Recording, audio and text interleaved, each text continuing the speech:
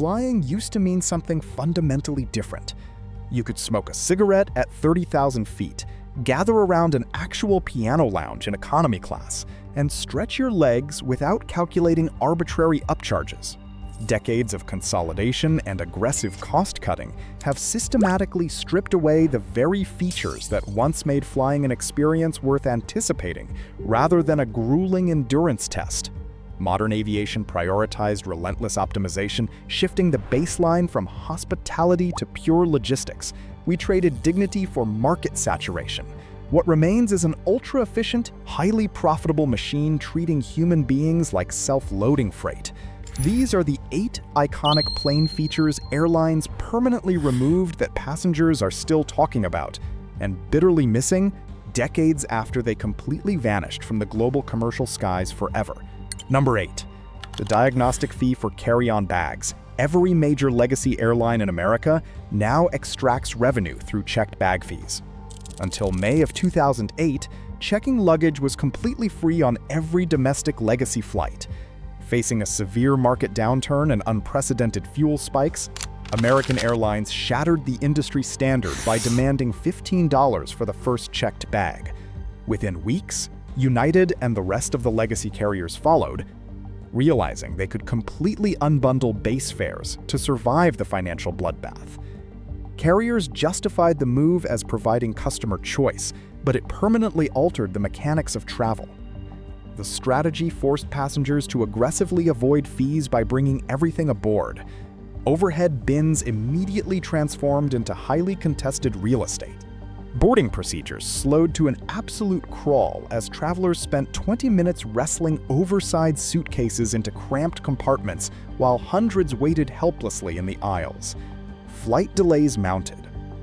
Baggage fees generated astronomical profits for airlines, pulling in billions annually, but they engineered a massive logistical bottleneck inside the cabin.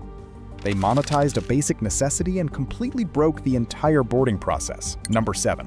Real metal silverware and glass cups. Walk onto any domestic flight today, and you are handed cheap plastics. Flimsy cups, bendable forks, and knives so useless they cannot slice a warm dinner roll. But flying throughout the 70s and 80s meant dining with substantial metal silverware and drinking from actual glass cups. The shift happened dramatically after the events of 2001, driven initially by new security mandates. Airlines rapidly transitioned to disposable plastics almost overnight, citing immediate safety concerns. Yet, long after federal transportation authorities clarified that simple metal forks and butter knives were completely permissible, the plastic remained. The truth is much simpler. Plastic is significantly lighter and requires absolutely zero washing. Airlines capitalized on a national crisis to permanently slash aircraft weight, reduce fuel consumption, and eliminate dishwashing labor costs. The loss of metal cutlery signaled a hard pivot in aviation culture. Passengers were fundamentally downgraded from valued guests to manageable cargo. Eating with a snapping plastic spork currently serves as a stark reminder of lost luxury. Number 6. The upstairs lounges and piano bars. The Boeing 747 altered the landscape of travel when it entered service in 1970. That massive fuselage provided unprecedented square footage, allowing airlines to experiment with extravagant social spaces. While upper deck lounges for first-class passengers were spectacular, the truly staggering feature was located down in the economy section. American Airlines famously installed a Wurlitzer electronic piano in the rear coach lounge of their jumbo jets. These were fully functional piano bars where average ticket holders could gather, socialize, and sing along at 35,000 feet. Passengers brought sheet music. Strangers drank cocktails and mingled in a vibrant communal atmosphere that broke the monotony of long-haul flights. Over time, volatile oil prices and deregulation shifted airline priorities strictly toward capacity. Every square inch of the aircraft needed to generate revenue. The piano was ripped out. The lounges were aggressively dismantled. Airlines crammed high-density seating into the empty voids.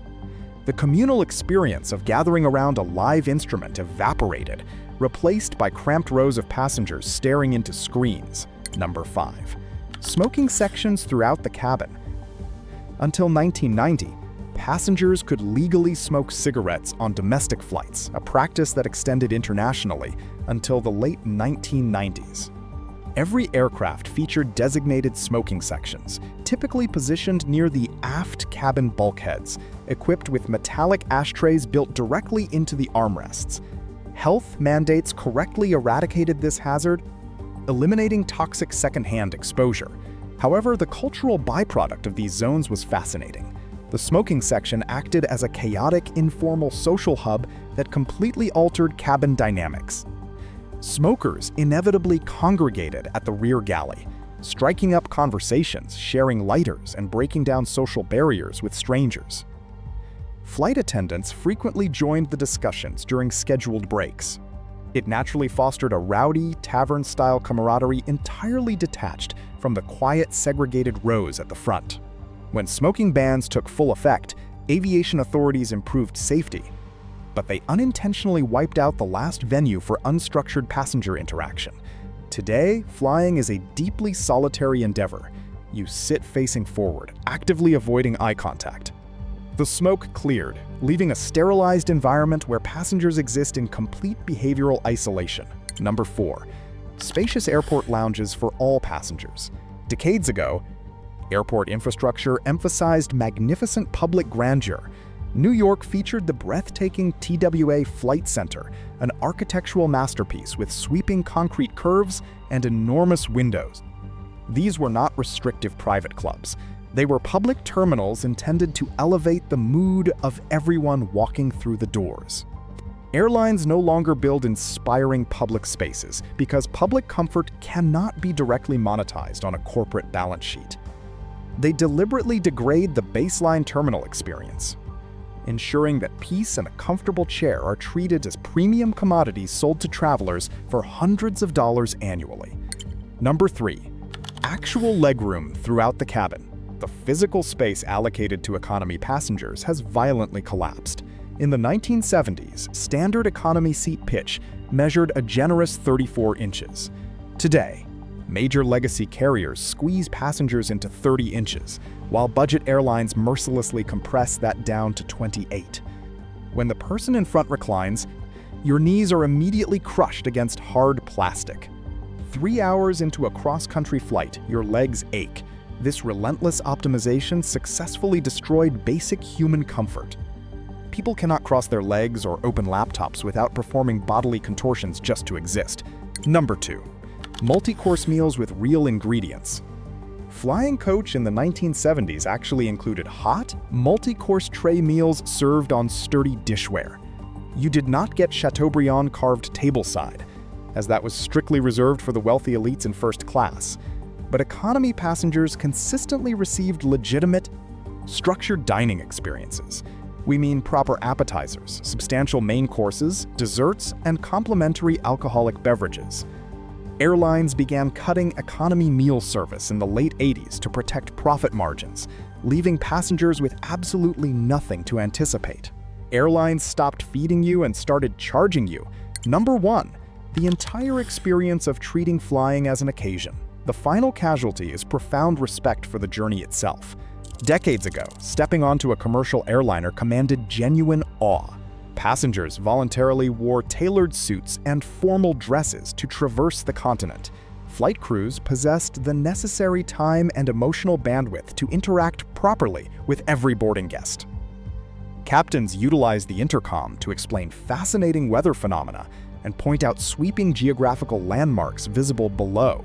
Today, gate agents treat anxious crowds like immense logistical burdens. People arrive at the crowded departure gate wearing dirty sweatpants, but in the brutal process of stripping away every comforting detail, they engineered an environment so profoundly miserable that exhausted passengers simply want the dreadful ordeal to end.